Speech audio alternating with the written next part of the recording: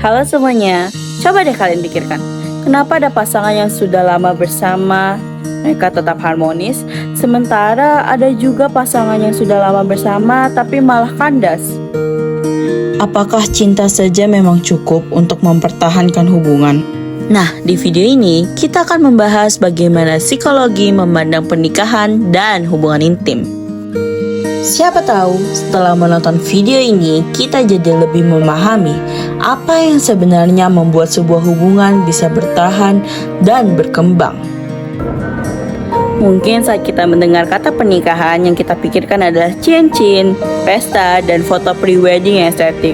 Namun, dalam psikologi, pernikahan lebih dari itu. Pernikahan adalah hubungan yang diakui secara sosial dan hukum antara dua orang yang memiliki komitmen untuk menjalani kehidupannya bersama. Sementara itu, hubungan intim bukan hanya soal hubungan romantis.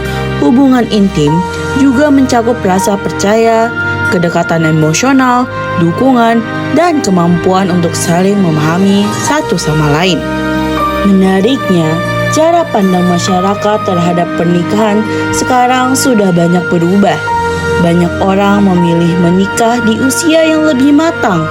Ada yang memilih hidup bersama tanpa menikah, dan ada juga yang merasa nyaman menjalani hidupnya sendiri.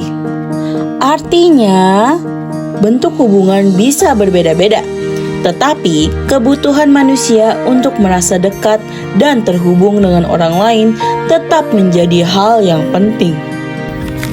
Kalau ditanya alasan orang menikah, mungkin jawabannya bermacam-macam. Ada yang sudah merasa cocok, ada yang karena sudah merasa nyaman, bahkan ada juga yang bercanda karena ditanya keluarganya, kapan nikah di saat lebaran setiap tahunnya. Tapi, berdasarkan penelitian, alasan terbesar orang memutuskan menikah ternyata adalah cinta dan companionship, atau keinginan untuk memiliki teman hidup. Banyak orang yang ingin memiliki seseorang yang bisa diajak berbagi cerita, menghadapi masalah bersama, dan menemani perjalanan hidup dalam jangka panjang. Jadi, bukan sekedar status, tetapi lebih kepada kebutuhan untuk membangun hubungan yang bermakna. Pernah nggak kalian ngerasa lebih mudah dekat dengan orang yang punya banyak kesamaan sama kalian?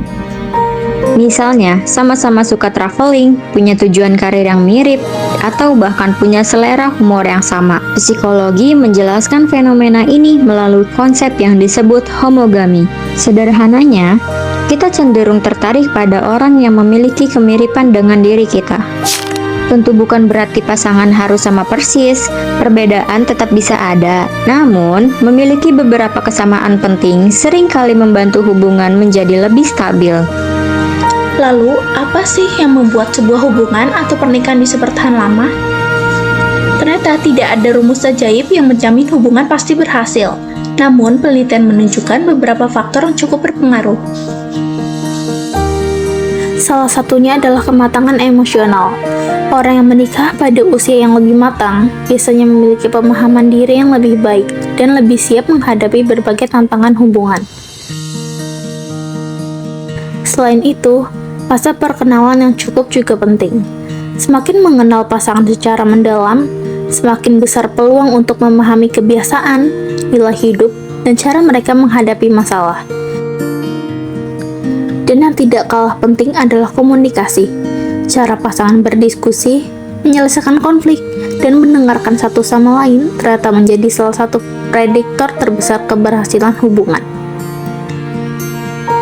Meskipun terlihat bahagia dari luar, setiap hubungan pasti memiliki tantangannya tersendiri. Salah satu sumber konflik yang paling sering muncul adalah pembagian peran. Misalnya, siapa yang bertanggung jawab mengurus rumah, siapa yang mengatur keuangan, atau bagaimana pekerjaan rumah tangga dibagi. Selain itu, tekanan pekerjaan juga bisa mempengaruhi hubungan. Kadang, stres di kantor ikut terbawa pulang, dan tanpa sadar mempengaruhi cara kita berinteraksi dengan pasangan. Masalah keuangan juga menjadi salah satu penyebab konflik yang cukup umum. Bukan selalu karena kekurangan uang, tetapi seringkali karena perbedaan cara mengelola dan menggunakan uang. Lalu ketika anak hadir dalam keluarga, kebahagiaan memang bertambah, tetapi tanggung jawab juga ikut bertambah. Disinilah pasangan perlu belajar beradaptasi dengan peran baru mereka sebagai orang tua. Kalau ada satu hal yang paling sering disebut dalam penelitian tentang hubungan yang sehat, jawabannya adalah komunikasi. Seorang peneliti hubungan terkenal bernama John Goodman menemukan beberapa pola komunikasi yang sering muncul dalam hubungan yang bermasalah. Misalnya, terlalu sering mengkritik pasangan, meremehkan pasangan, serta defensif ketika diberi masukan, atau memilih diam, menghindari pembicaraan saat terjadi konflik. Sebaiknya, hubungan yang sehat biasanya ditandai dengan kemauan yang mendengarkan, memahami sudut pandang pasangan, dan mencari solusi bersama. Karena pada akhirnya, konflik bukanlah masalah terbesar dalam hubungan. Yang lebih penting adalah bagaimana cara kita menghadapi konflik tersebut. Jadi kalau pasangan bilang terserah, lalu ternyata jawabannya bukan benar-benar terserah. Mungkin disitulah komunikasi perlu diperbaiki. Setelah membahas berbagai aspek pernikahan dalam hubungan intim, kita bisa melihat bahwa hubungan yang sehat ternyata tidak dibangun hanya oleh rasa cinta. Hubungan yang kuat membutuhkan komunikasi yang baik, komitmen, rasa saling menghargai, serta kemampuan untuk bertumbuh bersama menghadapi berbagai perubahan kehidupan. Tidak ada pasangan yang sempurna, yang ada adalah dua orang yang terus belajar memahami dan mendukung satu sama lain. Semoga setelah menonton video ini, kita tidak hanya lebih memahami psikologi hubungan, tetapi juga lebih bijak dalam membangun hubungan yang sehat dan bermakna di masa depan. Terima kasih sudah menonton, dan sampai jumpa di video edukasi berikutnya.